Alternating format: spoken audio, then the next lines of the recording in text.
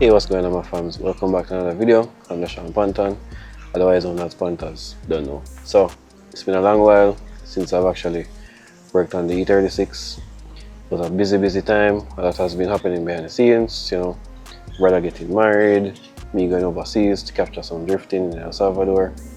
So, things have been really crazy, but I'm excited to jump back on board and pick up where we left off.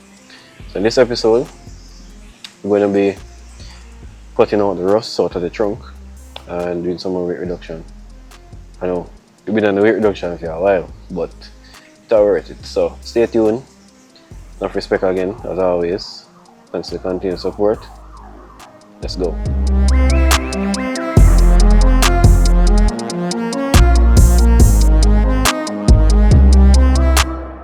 Alright, my fam, so this is the current state of the trunk. As you can see, it's rusted like crazy, but we're going to eliminate it, or attempt to eliminate it. But first, what we need to do is we need to remove the rear bumper of the vehicle. So we're going to pull this right here. So you pull the bumper from those arms. One is on that side, one is also on this side right here. The reason for cutting out the spare section of the trunk is because one, the rust, of course, you don't need that, but most importantly, some more weight reduction. So we're using weight to our advantage to gain horsepower, if you want to look at it that way. And then we have some other plans around here we'll plan for the you'll see in future updates. But yeah. Not now going in there, no? Let's say make an appearance by channel again. What to do now? How's that question? Yes, sir. Back at it at the channel here.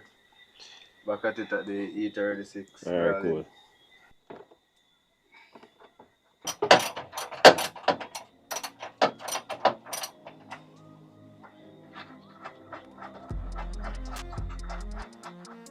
That's one.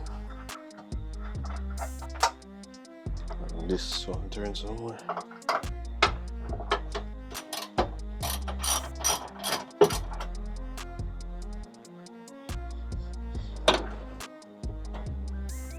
This bumper probably weigh like about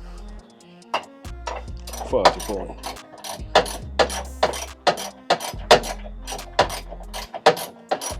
How much water sipping inside? Can I see it? Oh.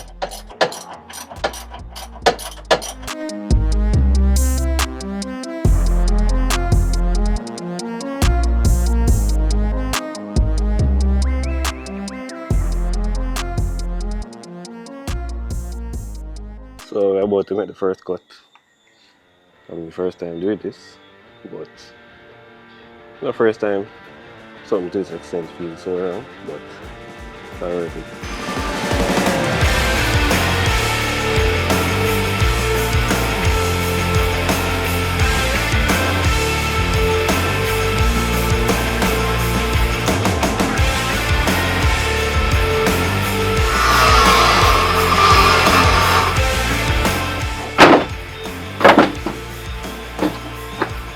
Just like that.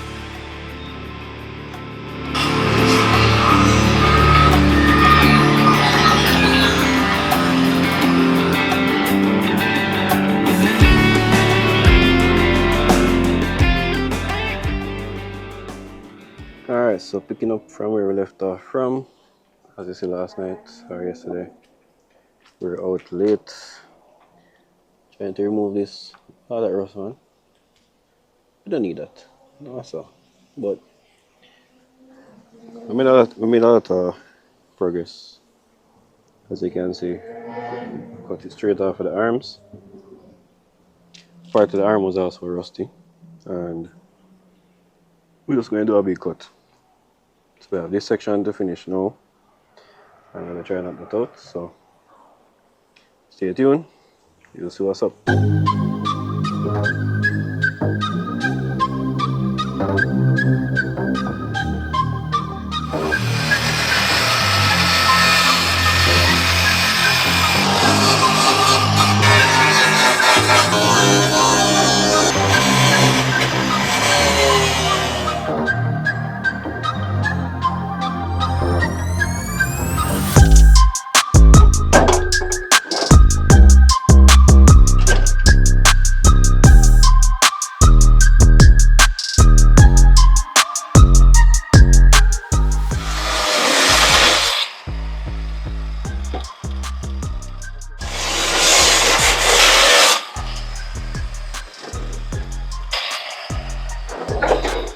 went to town, man.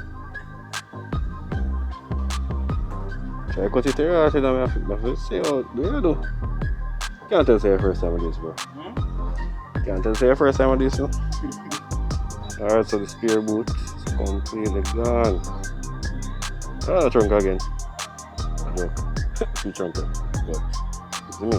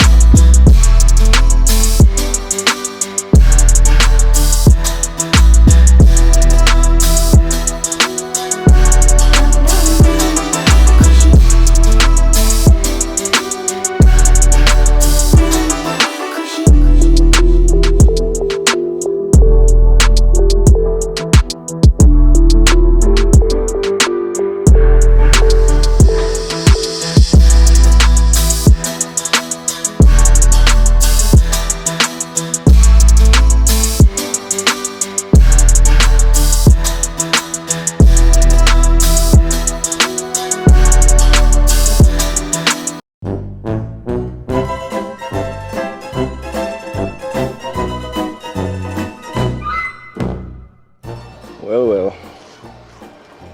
So, I wish I was recording when this happened, but I literally was so close to taking this thing out. So I had a knife and a pry tool, and I managed to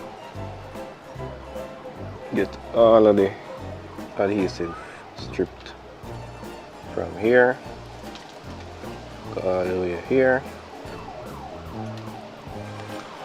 The top section was left up here, and I was trying to be clever, working my way here. Apparently I put too much pressure on the glass, and this is the end result. So I'm glad I had all my safety glasses and stuff. It could have been worse. But goddamn, this glass turned exploded, bro. Like, glass on the side, glass over there, glass there in the side, glass there in the back seat. The dreams of trying to sell this back glass again is through the window. Literally, it's through the window.